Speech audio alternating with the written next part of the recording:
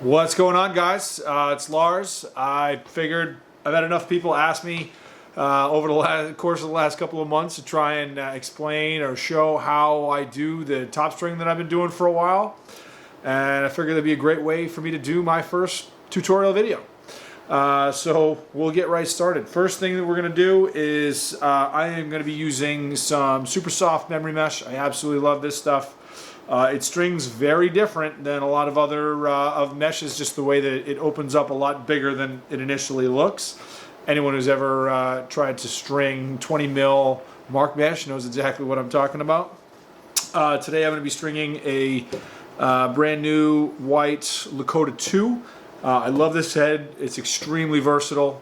I've got attackmen using it at Harvard here, middies using it, defensemen using it. Defensemen love it. So I won't do the entire thing. This is just about top strings.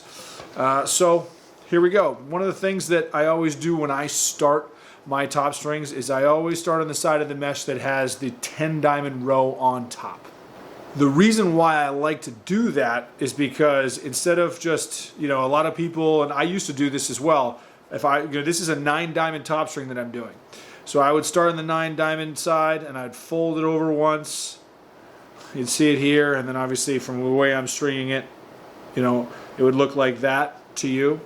The reason why I like starting on the 10 diamond side now is because I'll still fold it over so there's two rows of diamonds sitting on top of one another, and I still start it. It's still a 9 diamond top string. I know a lot of people are like, is that a 10 diamond top string? Nuh-uh. But I like doing it because it's just having 2 rows underneath the plastic just adds a little bit extra body to the mesh. When I actually pull the mesh down and tighten everything and string the pocket, it doesn't look like that. It looks a lot more like there's only 1 row underneath the plastic, but we'll get there. So the first thing that I do is I'm always stringing the mesh so that the rough side of the mesh is touching the ball. In this case, the way that I always string, 100 times out of 100, I'm always stringing with the head on a shaft. And the reason why I do that is so I can wrap my legs around the shaft and have both of my hands free and the head's not going anywhere. So I'm going to turn the mesh around so that you can see it from your point of view as you're watching this video of where I'm actually running the string in through the mesh itself. So what I actually do from here, and then this is the rough side to you, I'm going to basically fold the mesh up like 1/2 a row.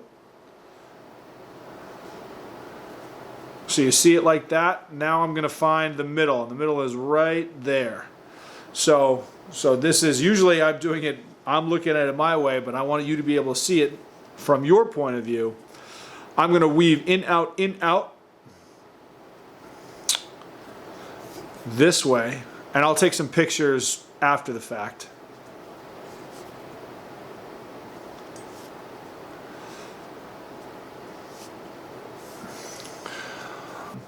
Doing it that way helps me start. That makes me know exactly where I need to be to start the top string.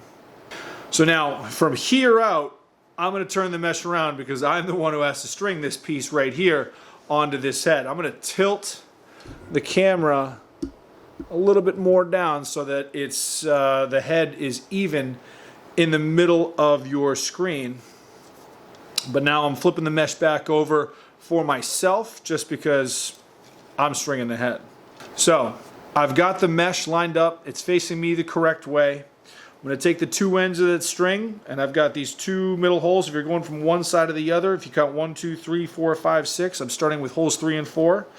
I'm going to go front to back with both of those strings, keeping the mesh aligned the correct way. I'm going to go, both of the strings are going to go through the loop, and then I'm going to keep those together, the 2 ends together, and I'm going to pull it all the way tight until the mesh is all the way up underneath the plastic.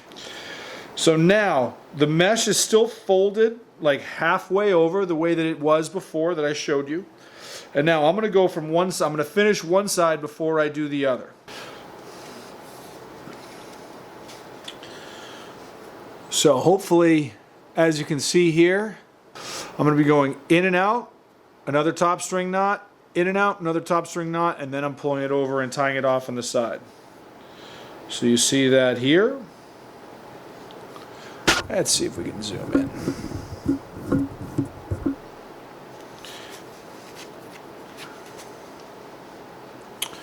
So, going in and out, like that. I'm going to do another top string knot. I have no idea what the name of it is. Maybe we should figure that out at some point. Pulling it very tight, trying to keep everything as tight as possible. Go in and out, front to back, one more time. Through top string hole number 1, pulling it all over, keeping it very tight.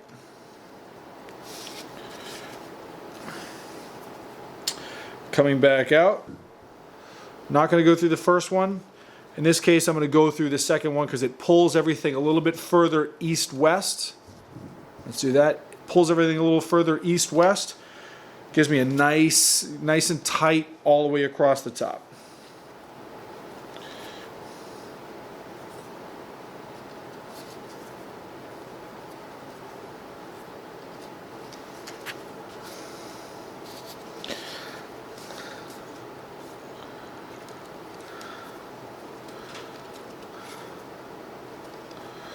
Keeping everything, I'm trying to keep everything as tight as possible. Pulling it super tight. Tight all the time. And then in this case, just to finish it off, going around once, going around twice, putting my fingernail right up against the knot, pulling it all the way down, and now the knot itself is very tight up against the plastic. And now I'm going to go fast forwarded through the other side.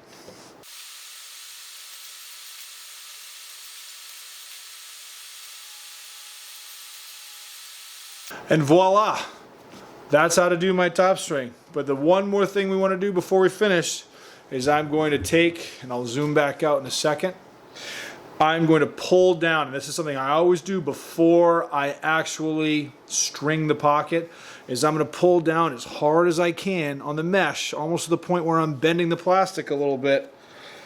So I'm stretching out all of these pieces of mesh. At some point I'll want to do a video about literally having you watch what I do when I'm actually pounding a pocket, as I've talked about that. Trusty fungo bat right here, that's what I'm using currently, at least while I'm in the office. And so this is what it's going to look like from the front side. And I'll take pictures again later, and then that's what it's going to look like on the back side. Please, if you have absolutely any questions at all, please let me know. You know, a lot of people have asked for this. Hopefully this helps. It'll certainly look a little bit better with a couple of pictures added in that you can pause. But please, ask questions. Shoot me a DM. Hit me up in the comments. Absolutely want to try and help out anybody that's willing to listen, who's willing to learn. Let me know. Thank you very much. See you soon. Bye.